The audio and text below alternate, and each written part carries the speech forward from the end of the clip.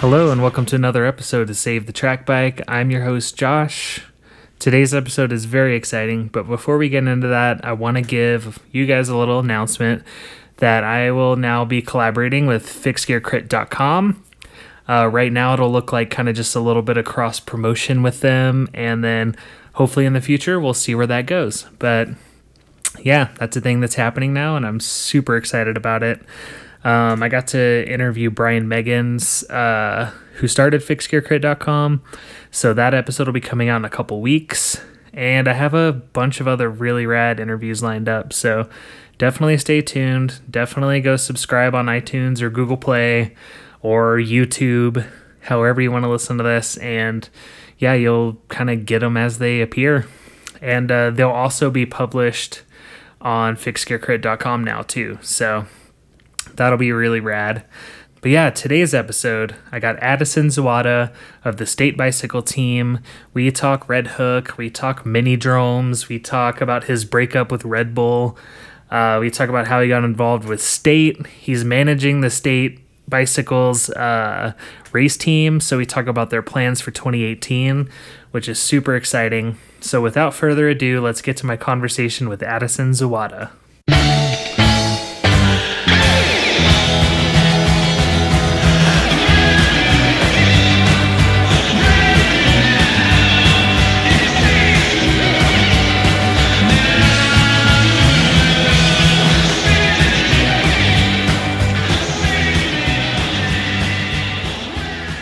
Sweet. So I'm here with Addison Zawada. Do you want to, did I say that right? Yeah, that's correct. It's pronounced just like it's spelled, Zawada. Nice. Do you want to introduce yourself for the folks out there? Yeah, of course. My name's Addison Zawada. I'm 26 years old, spent most of my life in Florida, but currently residing in Montreal, Canada. I've been racing fixed gears since 2011, from alley cats to crit races to the Red Bull Mini Drome and a few different ones that sort of combine the likes of track bikes and BMX, like Ride and Style and Rad Race over in Berlin. So I try and make myself accessible to as many different bikes as possible because I just genuinely enjoy riding bikes. I don't necessarily have a specific one. But fixed gears and tracks bikes do hold a special place in my heart because it's sort of where I got my start. Nice. So yeah, let's just get into that history on how you got into cycling and all of that stuff. Yeah, so it all started back in 2003, I believe. I grew up racing BMX, so it started actually almost completely by accident. A few of my friends raced BMX in the local neighborhood, and one of my friends invited me out one day. I wasn't supposed to go. My mom said I wasn't allowed to, but I snuck out to the track anyways. And I had my first experience with BMX, and that first experience entailed me basically face planting on the first jump of my first lap ever on a BMX track. Oh no. So how old were you when this was happening? I was 11. Oh, nice. So to sort of rewind, there was a kid growing up in the local neighborhoods. His name was Jeff Moore, and everybody looked up to him. He was the cool kid. He was like the Chaz Christensen of the BMX world where I lived. Like everyone wanted to be Jeff, and everyone aspired to be Jeff. And so he was out at the BMX track that first night, and I was like, all right. I was confident. I went into it. I was like, I'm going to show off for this guy, and I'm gonna be cool, and I'm going to go out and jump stuff the first lap. First time down the hill, went up the first jump, smash, face plant. And from then on out, I was hooked. I don't know what it was about that first crash, but I haven't stopped riding and racing bikes since. It was, I guess, the adrenaline rush, something that I had never felt before, but it just keeps drawing me back time and time again. Yeah, I started off in BMX too, so I feel you there. Whereas, my dad raced motocross, though, and then he basically put me on a bike when I was 5 and was like, you're not ready to race motocross yet, but let's race these bicycles. It's funny. They always, everyone that I grew up with said that you went one of two ways. You either started BMX to race motocross or you started racing BMX to race mountain bikes. And Fortunately, I never ended up in either one, but I know a lot of people that did. I was always scared of motorcycles. I love dirt bikes. They're so much fun, but I've hurt myself and broken enough bones without a motor. I don't even want to know what would happen if you strapped a motor to me. For sure. I never actually, I started racing motocross a little bit when I was a teenager, but yeah, my first two races just wasn't for you. Yeah, I was like, this is too much. I'm going to go back to BMX. Yeah, and then as I grew older, something about I really like having to put the effort forward to get that result. Now, whenever I'm mountain biking and road biking, I really enjoy people take the lifts up to the top of the mountain and stuff, but I actually like riding up to the top of the mountain because I enjoy working for the result. So working for that downhill in the end and working for that speed. So I've definitely motors are cool, but I'm more of a pedal kind of guy. I'm with you. No, so I raced BMX for a number of years and got pretty good. I raced until 2010-ish, I believe, pretty consistently. And I got good. I turned pro, but I never really had the desire to train. I was a lazy 17, 18-year-old kid. Mm-hmm. And basically just relied on my skills until it got to a point where everyone had just as good of skills as I did, but they put in the time and effort to train. So then my career as a professional cyclist sort of tapered off. And then I picked up my first fixed gear actually from a bike shop I was working at in Florida and used it commuting back and forth, but also to get a little bit of training in. I was like, all right, well, I'll give this a little shot. Maybe I'll do some training. And then I fell in love with the fixed gear and a little bit of distance riding and commuting back and forth to work. And then my friend Kirk Sonos, who also lived with me in Jacksonville at the time, threw his first alley cat called the Hellcat Alley Cat in Jacksonville, Florida. That was 2011, I believe. And I raced with a few kids from Georgia who were really fast when I was really slow, but I knew the city in and out. So ended up following them into a fourth place in my first ever fixed gear race, which happened to be an alley cat. I think ended up being about 25 miles or so. It was a great race, but I ended up fourth.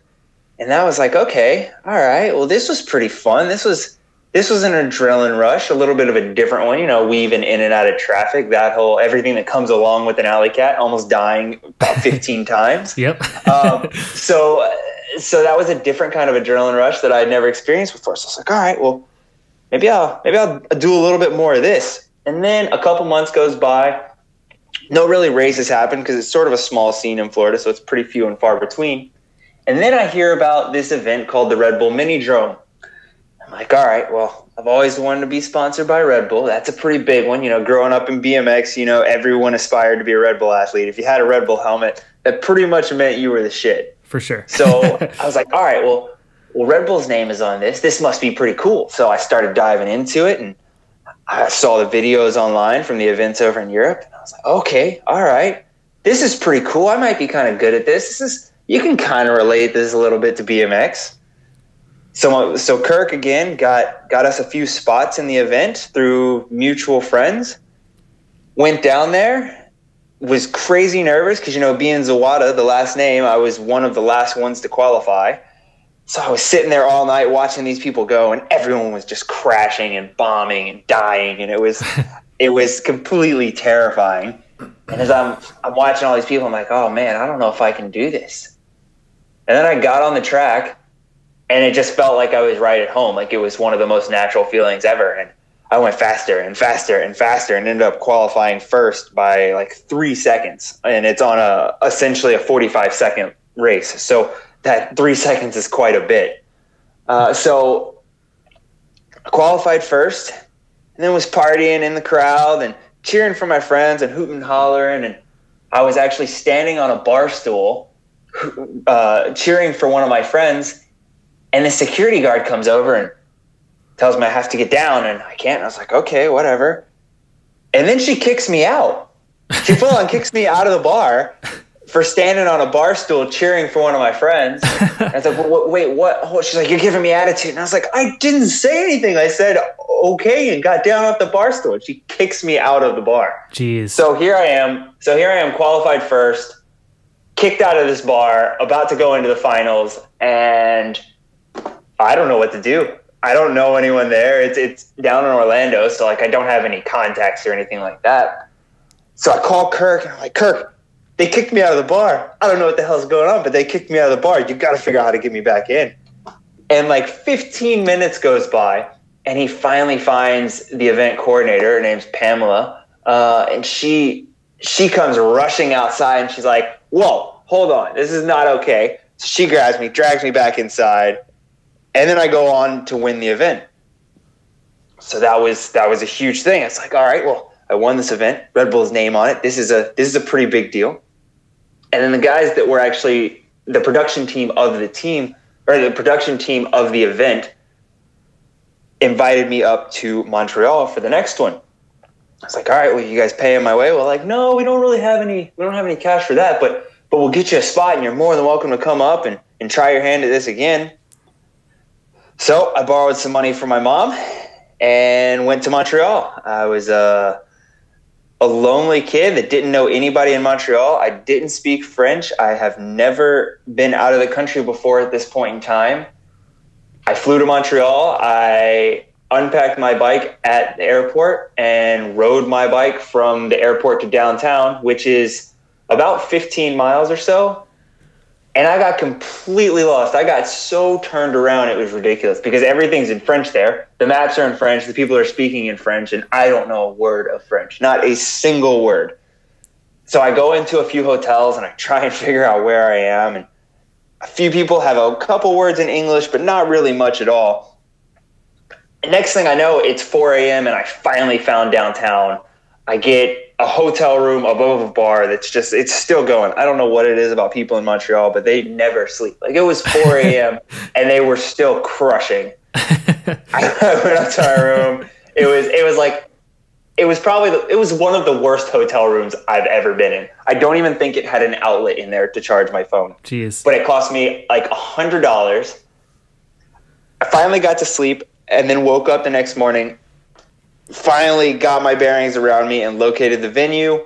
And there I met this group called the iBike Group. It's a bike shop in Montreal. Nice. And they quickly became some of my best friends. My now wife was part of that group. Oh, that's awesome. So I met my wife that first day.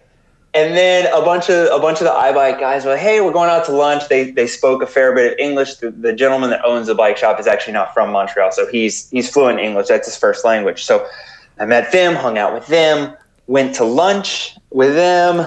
They invited me to stay at their place, so I grew this instant friendship, and this is something that's really cool to me. I'm in a different country, and now I've got legitimate friends in this different country. So it's like, all right, well, this is pretty cool. So go on, I end up winning that race as well. And then they invite me again to Toronto in 2 more weeks. I'm like, okay. I flew back home, got my bearings around me, borrowed a couple more $100 from my mom, and drove up to Toronto. I also borrowed her car. I was like, Mom, I want to go to Toronto this weekend for this race. Can I borrow your car? And she started to look at me like, Toronto, that's another country. Why do you want my car? Well, we're going to drive so I can take one of my friends, so it will be cheaper and easier. Okay, so I borrowed her car and drove to Toronto with my friend Cody Drummond. It was 20 hours. On the way through, I was so determined to get there that I literally drove all 20 hours straight through. No sleep, no nothing. Just living on Red Bull, high as a kite. It was crazy. So get to Toronto. Lo and behold, I end up winning that event again. And then they're like, all right, well, we got another one. The final for the year is in Vancouver in 2 more weeks. Okay, well, I can't drive to Vancouver, obviously. So I went home, borrowed a little bit more money from my mom, and flew to Vancouver and ended up winning that race. I'm like, all right, well, something's here. This is something. Obviously, I'm relatively good at this, and maybe it's something I should pursue a little bit more. So I put the BMX dreams on the back burner and sort of reshaped everything. And then a long time went by, a couple months, and didn't really hear anything from Red Bull like I had hoped. I was hoping, oh man, maybe this is like my foot in the door for Red Bull. Didn't really hear anything. And then March comes around of the next year, 2012, And I hear about a mini drome event. No one told me, no one contacted me. I actually found it, I think, on Facebook. I found this mini drome event in Charlotte, North Carolina, which is about 9 hours from my house in Florida. But it was the next day. So I had to make a decision like right then and there. I posted on Facebook. I was like, hey, does anybody want to go to Charlotte, split the gas with me, and go to this Red Bull event and have a good time for a weekend? Kirk, again, hopped in the car. We went to Charlotte. Did not win that race. Actually, I got third in that race. So they let the turnout, unfortunately, was very, very minimal for that event. So they pretty much let anybody that had a bike on the track. So I ended up racing one of my good friends while he was on his BMX bike, which a BMX bike versus a fixed gear in that situation just doesn't work. It's like I got close, but I couldn't quite squeeze him out. Yeah. But the event director of that weekend was a big wig at Red Bull. He'd been with them for years. At the time, I believe he was the athlete marketing manager for the East Coast. So he comes up to me after the race. It's like, hey, I know you didn't win. It was interesting circumstances this time, but I want to send you out to San Francisco for this event that I think you're going to like. I'm like, okay, well, I don't really have much money. He's like, nope, this one's on me. Full expenses paid. We're going to get you out there. We'll cover your hotel, flight, and everything. I'm like, oh, this is a big deal. This guy from Red Bull just lured me in, and he's going to pay for everything. This is awesome. So I show up to this event, did a bunch of research on it, watched a bunch of videos. I get there, and it's insane. Red Bull Ride and Style is the most insane event I've ever been to. It's essentially a skate park in the middle of a plaza that they built a race course inside of. So there's jumps, there's berms, there's all sorts of crazy different stuff. So this is right at home for me. I'm looking at this and I'm like, oh man, this is, if I could build the perfect course for me, this is it. Between BMX and fixed gears, like it just doesn't get better. Yeah. So I race and no one there had ever heard of me. I'm all by myself the whole time. No one knows who I am, and I go out and win the event.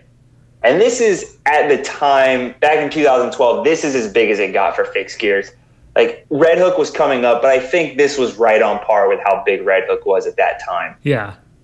It's just a huge event. There were people from Japan, people from China, people from Europe, like all over the world. This was it. This was the #1 event, and I won it. That's so awesome. This was my stamp. This was like my seal of approval from Red Bull. I went out there on their dime, and that's the event that sort of stamped my card with Red Bull. So a couple months later, I start talking with Red Bull. So the next year in 2013, lo and behold, this is what I'm doing now. This is what I'm doing as a living. And here I am 6 years later, and I'm still doing it as a living. I've sort of reshaped my dynamic, but I'm now riding a bike for a living. I'm very fortunate in that aspect. But that's awesome. That's sort of what shaped me and kickstarted my lifestyle, I guess. Yeah, there's a few things I want to unpack in there. So yeah, first, what do you remember what that first fixed gear bike was? Like, what were you riding back then? It was I've actually still got it. Oh, nice. It's a steel frame Motobecane. I don't remember which model. I think they only had one. Yeah. But it's just a steel frame Motobecane, bright orange, completely stock. I just threw riser bars on it. Yep. I had that same exact bike. I think it's like the first fixed gear for so many people. Oh, yeah. It's really like for the $300 or $400 that it was a pretty good bike, and like it's still going. I used it as a work bike when I worked out in Santa Monica for about 6 months with a courier company out there, and I beat that thing to hell, and it is still just cruising along. That's awesome. So the other thing I kind of wanted to touch on is the mini drome. What happened to those? Did the interest just like completely dissipate, or? I don't know if the interest really went away. So Red Bull they've always done these events, and they sort of have a timeline on how long they're willing to do an event, unless it's just like one of their staple events, like a Red Bull Rampage or a Red Bull Flutog. Unless it's one of those major events that makes Red Bull Red Bull, they only do it for a limited amount of time, and then they let it go because they don't want to beat a dead horse. Yeah, absolutely. So it never really lost interest. Like here in the States, it was never crazy big, but in Europe, it's insane. They fill out stadiums to run that event in Europe. It's just huge, but they just sort of let it go by the wayside while it was actually at its peak, probably just because that's just how Red Bull works. They don't want to kill something. They like to leave it on a high note. That makes sense. And they might eventually bring something back, but yeah, they just sort of let it go to end it on a high note, I would probably say. Yeah, and you recently broke up with Red Bull, right? Yeah, so this year, Red Bull and I, we split ways. They have, so I guess a backstory on that is when I started with Red Bull, it was because of events like the Red Bull Mini Drome, Red Bull Ride and Style, in events sort of like what the Rad Race go-kart track would be, the last man standing race, an event like that. Yeah. Well, they've sort of, with Red Hook getting so big, they've sort of shifted their desires and what they want. And I really, don't get me wrong, I really love the Red Hook race, and I love the vibe and the environment. For sure. But it's not something to really do well at Red Hook. I feel like you have to focus on doing that race. Like that's the one thing that you are training for. To really do well at that race, you have to make those 4 races a priority through the year. Mm-hmm. And that's just not something that I really want to do. I really love riding every different type of bike there is. From riding my BMX bike to riding downhill mountain bikes in the summer, riding road bikes and fixed gears and cross bikes and gravel bikes. I just like riding a little bit of everything and really enjoying that ride. For sure. I'm not the kind of person that can spend the entire year doing one type of bike and training for one event. It gets boring to me. I have to switch it up all the time. That's why you'll see me on a gravel bike part of the year and a mountain bike part of the year and my BMX bike sometimes. So I really like to keep it different and interesting. Yeah. And they really wanted me to focus on that one race period or that one race style. So we just had a little bit of disagreement there, as well as I'm really diving heavily into the gravel stuff now, and it didn't seem like that was something that they had a huge interest in. Yeah, for sure. But State seems to be pretty into it. Am I wrong? State is, yeah. So State is extremely into it. Obviously, like State's got a huge fixed gear background, but now with me being on the team, and I'm actually managing the team now. Yeah, I wanted to get into that as well. So yeah. So with the gravel thing, once they brought me on, and they already had a couple good gravel bikes and cross bikes, and it's sort of been a work in progress. It wasn't, for a long time, it wasn't really our demographic. But now that gravel and cross are getting so big, it's something that, one, we can't ignore, but two, our following is starting to grow interest in that. So it's something that we're actually working pretty heavily on. We're working on a couple frames right now that we're hoping to have by sometime next year. I've been seeing on your Instagram you riding that carbon version. Yep.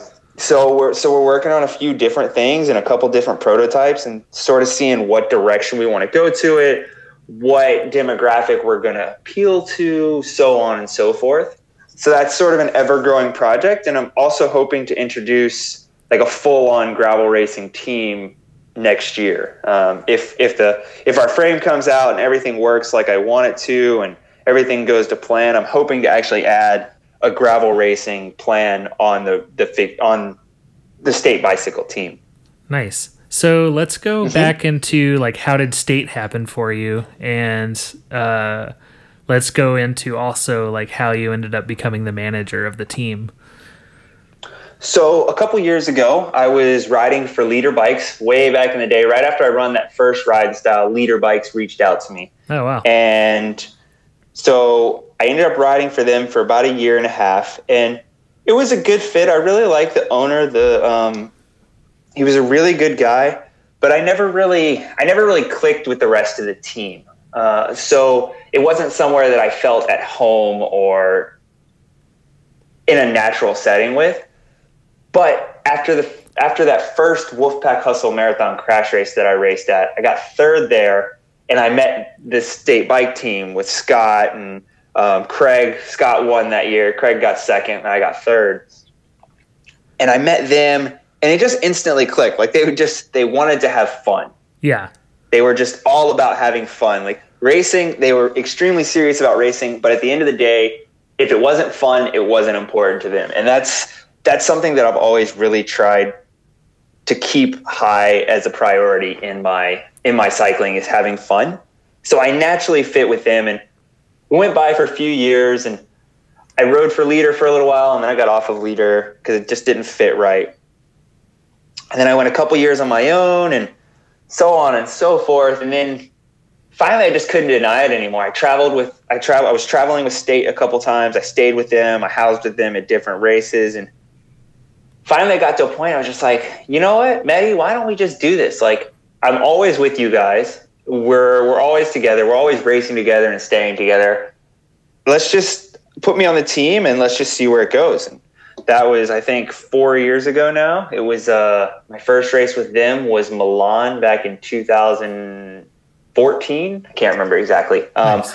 But so time went by, everything went really great. I was a great fit with the team. Everyone was extremely excited. It was just a lot of fun. And then with the release of the Undefeated 2 bike that we've got now, we were like, okay, well, our bikes are starting to pick up for a little while because we had a lot of serious races. We had a lot of really fast talent on our team, but we didn't have a very serious bike. It was still sort of that entry-level steel bike that appeals to a college commuter that costs a couple $100, but it's not a crazy race bike. And then the Undefeated 2 came out, and we were like, okay, well, let's get a little bit more serious about this, and we'll start attracting a little bit more serious, talented riders.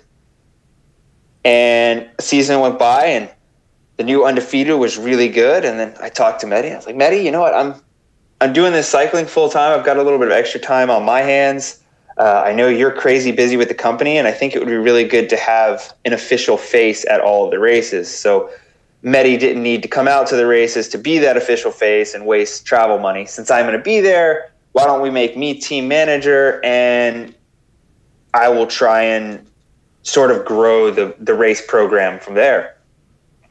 And Mehdi agreed to it and gave me this management position. It was cool for me because I've never really managed anything. So it's not only a good learning experience for me, but it's a good opportunity for me to make contacts throughout the industry and take my experience from growing myself as a brand. When I was with Red Bull, I learned a lot of tricks and tips to sort of growing a brand there. And I can use that to grow the team and bring on new sponsors, as well as it gives me something to sort of piggyback off and to approach new sponsors myself and be like, hey, I manage this team. Like, we've got a lot of outreach. Like, between State, we've got 750,000 followers in outreach. So it's basically a really good package that I can lean on, but also State can lean on as well. For sure. That's awesome. So the team is growing this year, and there's a bunch of new sponsors coming on. Do you want to touch on that a little bit? Yeah. So this year I was extremely heavy. The one thing, like, obviously our riders are not serious enough. Like, no one's really getting paid from State to go out and do these races. So I wanted to make it as enjoyable and as accessible for all of our team as possible. So my one goal was to make the race process essentially cost-free for them, between travel and parts and kits and all that stuff. I wanted them to be able to just show up to the race and not have to worry about spending all this money to get there, because at the end of the day, they're not making any money. But if I can cut it even with them to where it doesn't cost them any money, but they don't make any money, then everyone's super happy. So this year I chased a bunch of new sponsors, and we ended up settling with Vittoria Tires. They're doing all of our tires for the Crit team this year. That's awesome. We've got Enduro, which is a clothing company from the UK. You still there? So you cut out for like a little while. Oh, sorry about that. No, you're good. I don't know. I think it was my internet, like, was weird for a second. So we cut out right before you started talking about Enduro. Okay. So Endura, it's a company based out of the UK. It's a company that I've been following for a little while, and Been good friends with one of the representatives for a long time. We used to race gravel or cross back in the day, and whenever I brought it up to them and pitched it to them that we got this fixed gear and gravel team that are sort of in the works and up and coming, and they were instantly hooked. They just love the idea. It's a really big company over in the UK, but they're relatively new to the US. They've got a pretty small program over here, so that's where we're going to come into play. But it's the same kit company that actually does the skin suits for Movistar, and the skin suits that we'll be rocking are actually the same exact skin suits that Movistar does, just with our custom branded logos. Nice. So that's pretty cool, and something that I'm extremely excited and extremely proud to be able to say that we're going to have the same skin suit technology on our back as a multi-million-dollar team like Movistar. For sure. So that's huge. So it'll be on the Tour de France, and it'll be in it'll be in Red Hook. Yeah, exactly. Which is just it's another step in bridging that gap between the fixed gear world and the road world, and being that top elite level. For sure. So then we've got Oakley doing our eyewear. The new Prism technology it's so good. I've got lenses that I can transition from day to night and have no problem seeing in either one. So their technology there is obviously unparalleled. Everybody knows that Oakley it's just the best. So we're rocking Oakley eyewear. We've got Bell as our helmet protection squad. We've been with them for a number of years, and we sort of stepped up, and now we're doing instead of painting helmets or something like that, we've actually got full custom helmets that came from the factory in Asia as branded with state bikes on it. So that's really cool and something we're pretty excited about. That's awesome. And then Northwave is doing our shoes. We partnered with that company, and they're actually based out of Italy. They do a lot of work over in Europe with the fixed gear community over there, but they're really excited about growing it in the US as well as sort of stepping into that gravel program.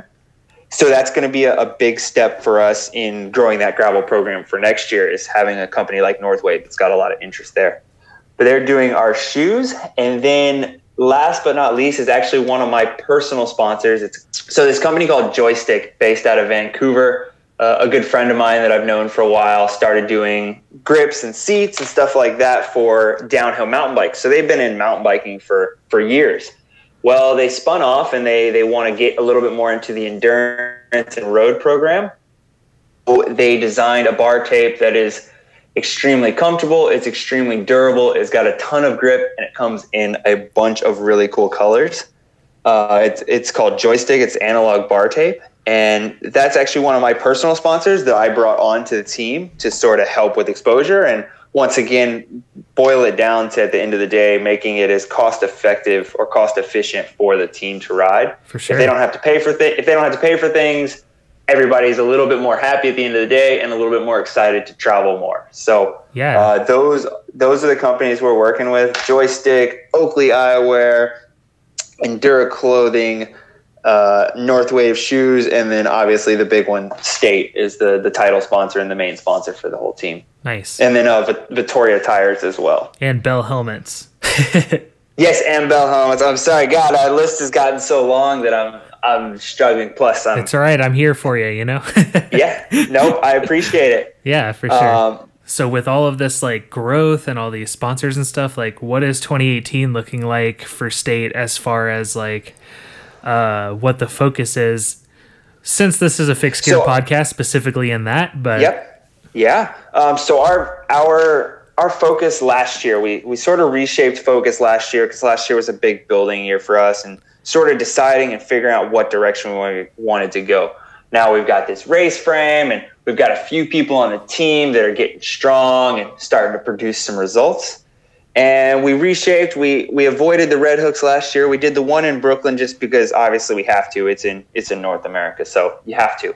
And then we did a bunch of the SoCal and Fixation series, and just tried to hit a little bit smaller races so we could work on our team tactics and strategies and work on ourselves riding as a group all together. Well, for 2018, we're reshaping again, and we're going to dive back into red hook. We've got a 4-man team, and we've got a 4-men squad and a 4 women's squad. So we put a big emphasis on growing our women's squad. pretty much an all-new squad this year for the women's team, except for Erica Schwanke, who's been with us forever. But we've got 3 girls out of Austin, Texas that all ride together on a daily basis that we're extremely excited to switch over to the fixed gear world. They've all sort of dabbled in and out of it a little bit and produced some results at events like Red Bull Last Stand down in San Antonio. Yeah. But so our women's squad is pretty much all new, which we're really, really excited to see how they do. We're hoping that we get them all out to Mission Crit as sort of like a little tune-up race before Red Hook, before the big show. So our women's squad is going to be something that I'm really excited about this year. And I put a big emphasis on trying to find the best women that I could here in North America. We try and keep our team centralized to North America just because it's easier to deal with everybody and it's easier to get everybody together and do these same races and actually race as a team. For sure. For the men's squad, we've got myself, Josh Tyrell returning, as well as Scott Piercefield, which is sort of like the core group that we've had for years. We've all been racing together for so long. And then we're bringing a junior cyclist or a U23 cyclist, Noah Granigan from Colorado. It's one of Scott's good friends. He's, I believe, like top 10 in the nation in U23, hoping for a podium at U23 Nationals this year. He's an absolutely stout, stacked guy, and he has an interest in fixed gear. So we're going to throw him on a fixed gear and see what he can do. And hopefully between the 4 of us, we can all produce some results. But we are focusing back on the Red Hook Crit Series this year. That's awesome. That'll be really cool to see how that all works out. And I should get some of the women's team on the show too. That'd be rad. So yeah, I can link you with all. I can link you with all of them. Yeah, they're extremely excited. Like I said again, they're the 3 women. We've got Emily Beaudoin, we've got Lauren Jones, and Sam Whip, and they're all out of Austin, Texas. They all race on, I believe, the same road team, which is pretty cool. So they race on road and fixed together. Nice. But they're all relatively new to the fixed gear world. They've done a few. Now that the Driveway Series in Austin, Texas is starting to throw some fixed gear races in during the year, they're starting to race there a little. Yeah, they're starting to race there a little bit, and as well as they've got the opportunity to learn from masters like I'm spacing right now. Fudge, why am I forgetting? Ash Dubin and I'm spacing right now. I apologize, but realistically, there's so many top-level women and men in Austin, Texas that they can sort of piggyback on and learn from huge. and all that kind of things. I mean, you got Colin there, you got Ash. So they've got a really good opportunity to sort of piggyback on some of the top elite-level riders there. That's awesome. That's really awesome. So that's cool. So you guys are going to focus on Red Hook, and you're going to kick ass. I feel it. I can feel it.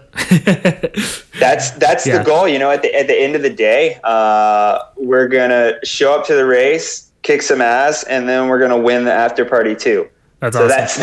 that's our goals for this year, is to win the race and the after party. For sure. I was talking to Josh a little bit, and he seems like really well. I talked to Josh and Scott on this podcast already, and they were, everybody seems real stoked on this season. So I'm excited to see where you guys go with it. I'm really excited. Josh has always had a little bit of a disadvantage living here in Montreal because realistically we're under snow for 6-7 months out of the year. Yeah. But now that he's over in Vancouver, and for some reason it doesn't snow very much in Vancouver, so he's able to ride outside a lot more, which is really, really good for him. So I'm excited to see how this off season treats him, because he's such a hammer and he's so powerful that I know if we could get some actual good base miles in him, he is going to be such a powerhouse to contend with. So I'm really excited to see that. For sure. So when I had Josh and Scott on, we talked about their most epic fixed gear rides, which, was they did Mount Evans together. Yep. So I'm curious about your most epic fixed gear ride. Probably my most epic fixed gear, or my favorite to relate back to, is going to be, I think it was 2014, 2015 was my first bike tour. So I conjured up the idea to ride from Jacksonville to Miami, which is about 400 miles, in search of another one of the Red Bull mini dromes. But I invited a ton of friends, and ended up being a group of 12 of us. We rode down from Jacksonville to Miami. It was 4 days. We all did it on fixed gears. So we rode 400 miles a day on fixed gears, camped out at night. We camped on the beach one night. We camped at like a retiree resort one night. But basically just 4 days of crushing fixed gears and bike packing. It was absolutely amazing. That sounds incredible. It was long. It was tiring, but it was such a fun experience. Yeah, there's something about that endurance stuff that like you feel so just beat afterwards, but it's so satisfying. It's so empowering. Yeah, it was like that's one thing that I'm starting. I know this is sort of related. It's a track bike talk, but that's something that I'm starting to get more and more into is the really long endurance stuff. For sure. Last weekend I was doing a 12-hour mountain bike race, and there really is something about just absolutely giving everything you have at the end of the day and being completely destroyed. But 30 minutes afterwards, once your heart stops pounding, you just have a sigh of relief that like, man, I'm a badass. Right? I just rode for 12 hours straight on my bike.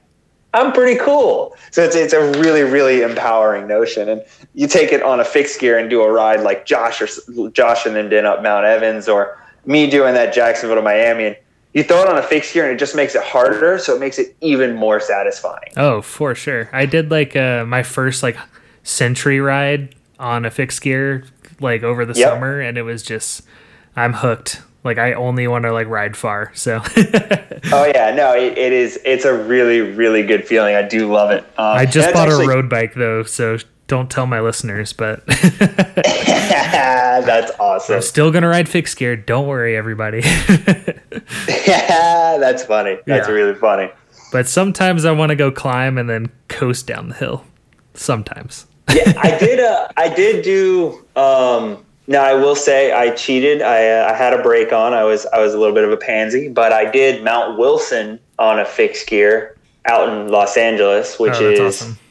It ended up being, it was a 105-mile day with 8,000 feet. So it wasn't quite as much climbing as Mount Evans, but that's still a lot. Distance, it was still a long day. And I think I did that on a 5017. So nice. It was a hard day. Yeah. It was a hard day.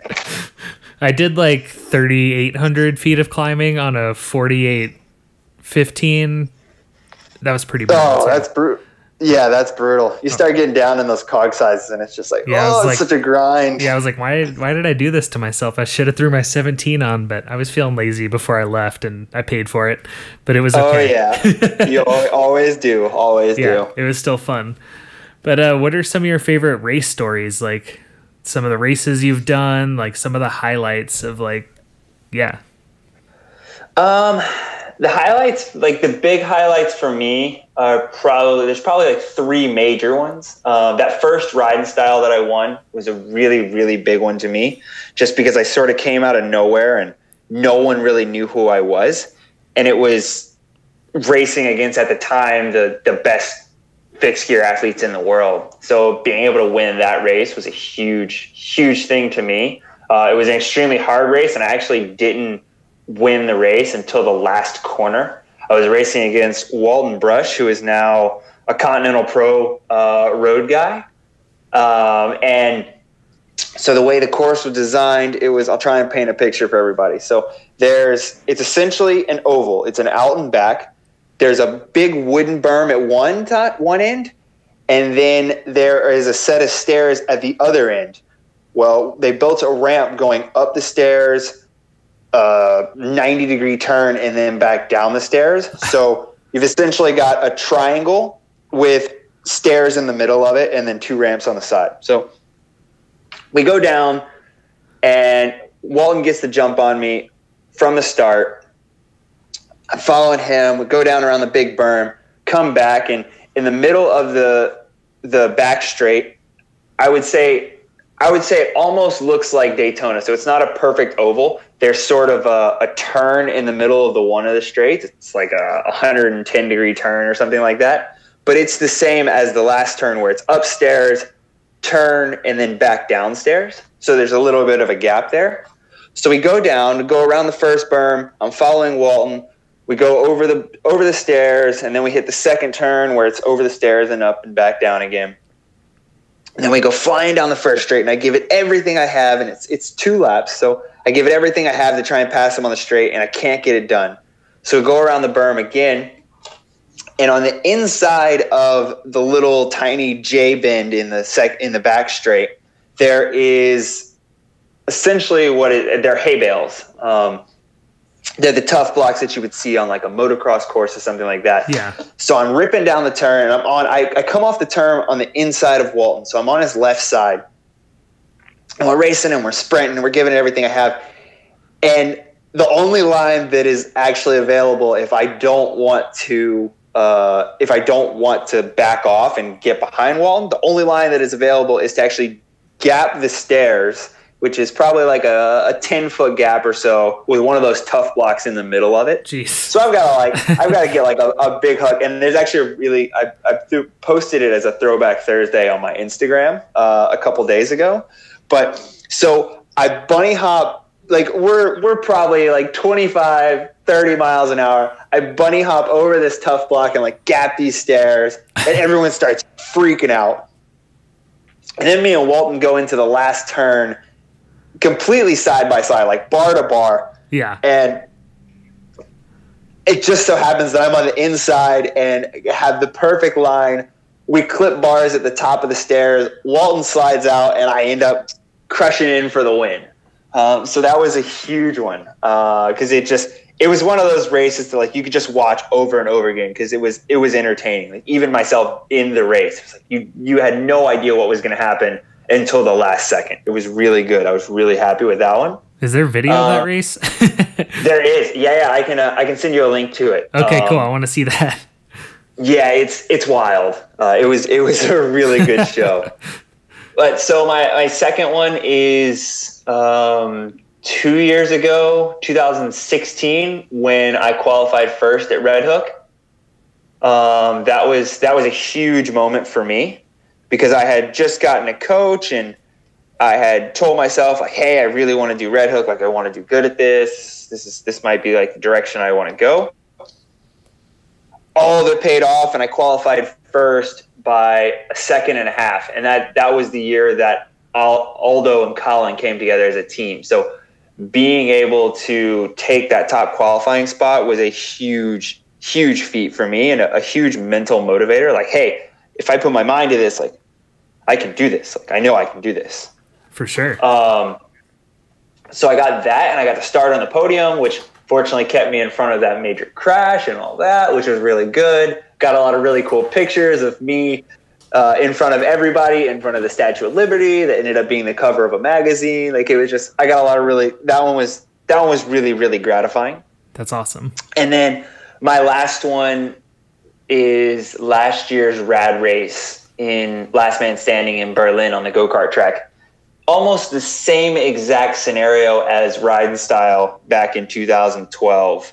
The race was not decided until the last corner. Yeah, I was racing Augusto Riotti, and he passed me on one of the straights in the last lap. So he crashed or got caught up in a crash. I don't think he fully crashed, but he got caught up in a crash with like 3 laps to go.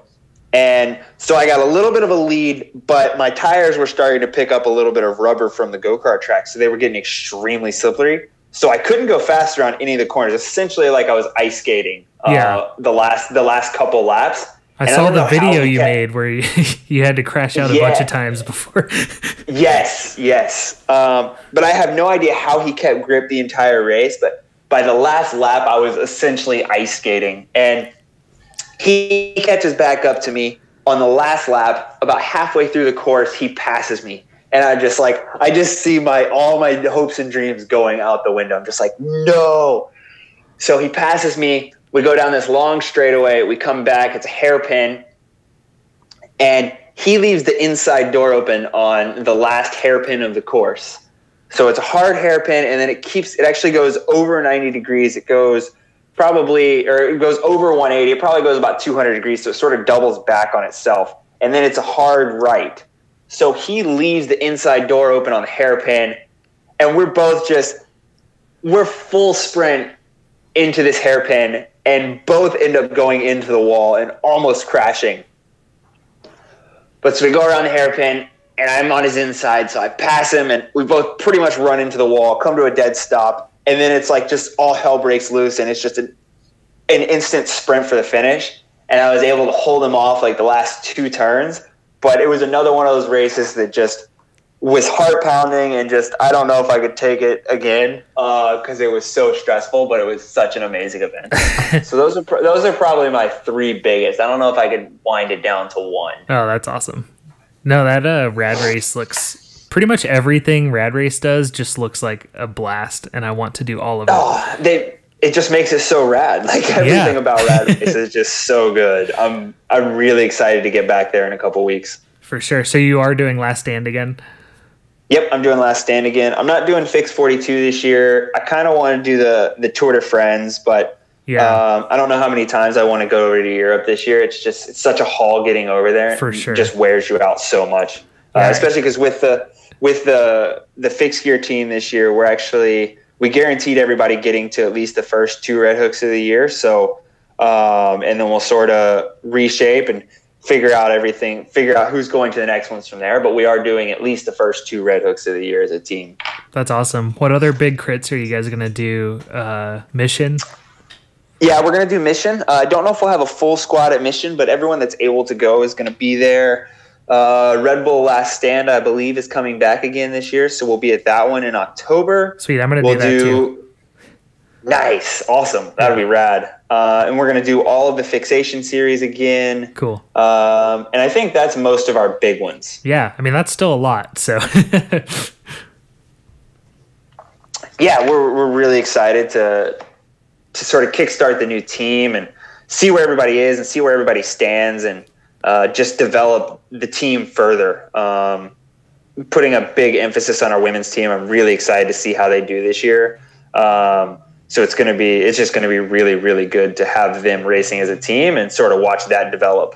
That's awesome. I can't wait to see it. So I have 2 more questions, and then we'll be out of here. So first, I want to know what you're listening to when you're training. So when I'm training, there's a couple different ways that it goes. It could be literally any type of music from, let's say, super classical to death metal to NWA and Tupac. Like, I will literally listen to anything. It depends on the mood for a specific time. For sure. Generally, when I'm out doing like long miles, it'll be a little bit slower stuff until I start getting like at the 12-hour race, it was pretty mediocre stuff, like relatively slow. And then by hour 6, it was, okay, I need something heavy and like super motivating, from like Eminem to NWA, or a lot of Asking Alexandria. And then sometimes it gets to a point where I'm like, I can't do music right now. I don't want to hear anything. I don't want any distractions. I kind of just want to go. So sometimes I can't even listen to music at all. For sure. It's a really, really case by case basis, but I will literally, like, my playlist is anything from classical Beethoven to NWA to Asking Alexandria and everything in between. It's a ridiculous playlist. Oh, I'm the same way. So. sometimes the jumps in music are like, I'm listening to it and I'm the one saying like, what the hell? Like, you'll go from Biggie to Party in the USA. Like, it goes all over the place. It's wild. For sure. I was feeling like yesterday I was doing intervals, and at first like I was on the trainer because, you know, I'm in Colorado, and it was like 0 degrees yesterday, which, you know, it's colder where you are, but it's still not fun. Like, no. Been the weather unfortunately here has been pretty shitty lately, but I know the feeling. So I'm like on the trainer, and I start out, like, a lot of times I'm listening to hip hop, so I start out listening to the Fugees, and then during like the sprint parts of the intervals, I was just like not feeling it. So then like the rest of the time was Minor Threat and Fugazi. Nice. So it was just like all over the place.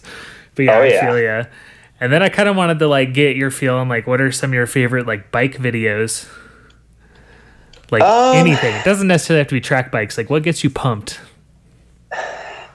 You know, I've never really been one to watch videos. Like even back in my BMX days, like everyone knew who all these riders were and knew all these faces and stuff like that, where it was everyone would watch all these videos online, and I was much more the person that was, I just want to go ride my own bike and get my own stoke. But right. there are a few of them that get me stoked. I forget which one it is. I think Dylan Buffington's part in the most recent Mass video series, so good, really got me stoked. Just the music at the beginning of it just gets me so high, and like, yeah, oh my god, where it's like it's not even like super crazy actions going on, just the music got me so hyped. So that's probably on like my top 10, like top 3 that I could just go watch over and over again, and it would make me want to go ride a bike for sure. And then anything that comes out of Garrett Reynolds in the BMX world, I can watch him all day, all night, because he's so technical on his bike, and he's got so much skills. It makes everything look so easy when I know exactly how hard it actually is. For sure. And then my last 3 would probably be watching Aaron Gwynn race downhill. Watching him ride downhill gets me hyped. Like anything that's fast, basically. For sure. Just fast and heavy hitting. Yeah, that like mash part in the newest mash where the dude is like on that huge gear ratio and he's riding on that. Oh mountain. Yeah. Yep, Rainier. Yep. Yeah. That is insane. That's like one of my favorite things. Like that'll get me to go get on my bike anytime I turn that on. Heck yeah. Definitely. That's awesome. Oh, speaking of videos, I did have it on here if you wanted to talk about your YouTube channel, because you kind of like been putting more emphasis on that. Yeah. So after the split with Red Bull, after we made that final, I sort of had to figure out a direction that I wanted to go as potentially a career, because cycling is great and all, but cycling doesn't necessarily pay the bills unless you've got a major corporate sponsor like a Red Bull or something like that. So I sort of had to brainstorm and see what direction I wanted to go. And I've really got into making videos lately. And there's something about learning new things. Like I'm always up for a learning experience, and creating videos and creating content is something that I've been terrible at for a long time. I've just been no good at it. So by committing myself to doing this and committing myself to posting at least one video a week and so on and so forth, I'm forcing myself to learn. And they say you're your own biggest critic, but that is 100% the truth.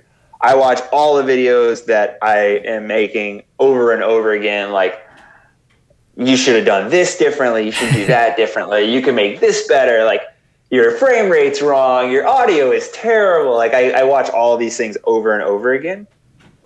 But it's an opportunity for me to inspire a next generation to just have fun. That's something that's huge to me and hits really home with me, is inspiring the next generation. And that's where I sort of see TV going. Like, I don't really see kids that I appeal to watching TV. They watch YouTube, they watch Facebook videos, they watch Instagram videos. So it's an outlet for me to reach a different generation and just continue inspiring and try and make the cycling world look as fun as possible. For sure, because it is so much fun, and there's like, I think it's so hard to relay that message in a photo. Yeah, like if you're a National Geographic level photographer, like if you are an insanely good photographer, you can relay that fun through a photo. But let's be real, 99.9% of the people in the world are not that photographer that can relay that much detail in a single photo. Where video, it's so much easier. You have so much more time, and you throw music on it and it completely changed the vibe. Like there's so many aspects to video building for sure that help tell the story that I'm falling in love with quickly. I actually just finished up a video as we were jumping on our call that nice. I'm really excited. My unboxing video for all my bike parts that I just built up my 12-hour bike for. Hell yeah. I just watched the ice video that you posted the other day, finally, right before we did this. So that one was pretty cool. I was really excited. There were a few things that I was bummed I didn't get. That's one thing that I'm finding about video is like, just shoot everything because you'd rather have too much content than not enough. But for sure. that was such a fun event. Me coming from Florida and not knowing anything about winter and then going to that and seeing it, it's like, oh, that got me jazzed on racing. That got me jazzed on winter and like doing that race next year. I cannot wait for it to come back around. That's awesome. Yeah, and that whole like being critical of your videos and stuff while you're watching it, because I'm a filmmaker as well, and yep. I also do that with this podcast. But that's just how you get better, you know. Which is that's what I'm noticing. Important like thing, yeah. Exactly. Like you notice one thing in the video, and then you make a mental note, like, "Hey, I can do this better next time. I can shoot this one way. I can use this steady cam. I can handheld this." Like, there's so many different variables that like you learn throughout the process, and it's been a fun experience so far, and I'm hoping to just dive further and further in. That's awesome. Yeah, that's kind of like with this podcast. Like you're going to be episode 12 or 13. I can't remember right now. Yep. And if you go back and just listen to that arc, they just get progressively better each time. Yes, exactly. And I love that feeling because the same was like I've been making films since I was like 19 or something. And like all of my films, you just see them getting better and better. And now I can throw something together that's really good pretty quickly. And so now this is like my new challenge. Heck yeah. So I love it, man. It's fun. I love learning new things. It's always a fun endeavor. Absolutely. And I find them helpful too. You know, I'm like your videos for like example, like the trainer and stuff, like anything that I can watch and get that from other people about like how to train, how to do other things, you know, because I never got serious about cycling until, and I'm 32. I never got serious about cycling until like a year ago. And I've been riding BMX since I was a kid. I've been riding fixed gear bikes for over a decade, like all that stuff. But like for some reason last year I was just feeling so unhealthy and so crappy and all this stuff, you know. And I got back on my bike and was like, oh, this isn't just like a thing to go to work on and to just go party with friends. This is like exercise. And I don't know why it never really hit me like that before, but like now I'm training, I've lost 50 pounds. I'm like, wow. So it's been crazy. That's awesome. Congratulations. Thanks. So that's actually another thing that I'm sort of diving into this year is I'm actually going to start coaching a few athletes, which I'm really excited about. Hell yeah. I've sort of always toyed with it. I coached back when I raced BMX. I coached for a couple of years and had a great time doing it. So I finally picked it up again this year. I was like, you know what? I think I'm going to try and pick up a few athletes and see if I can figure out how to coach this endurance stuff. So that's another endeavor that I'm extremely excited about. That's awesome. Well, before we get out of here, you have any last shout outs? You want to shout out your sponsors or tell people where to find you on social media, all that stuff? Yeah, I mean, I got to thank all my sponsors as always. I mean, State is huge. We've got Northwave doing my shoes, Oakley doing my glasses, Endura, Bell helmets, and then Joystick as a really big partner that I'm excited to sort of grow a brand and actually create a brand around. And then, as always, my wife for putting up with my ridiculous travel schedule and my family and just people like you letting me relay my message and sort of promote myself and just try and keep fun the reality in this cycling dream that we have. My YouTube is Addison Zawada. My Instagram handle is @Addison Zawada. My Facebook is Addison Zawada. Don't really do much on Twitter, but you can find me on those 3 platforms. And I try and update every day, new YouTube videos every week. Things from how to work on your bike to how to pack your bike to different events that I go to all over the world. If you guys want to ride with me, send me a message. I would love to come ride. love to travel. Let's do something fun together. That's awesome. Thank you so much for coming on, Addison. No, thank you for having me. It's an extreme pleasure from my end, and I look forward to listening to it. Cool. I'll let you know when it's out. Awesome, man. Have a good one. You too. Bye. Bye-bye.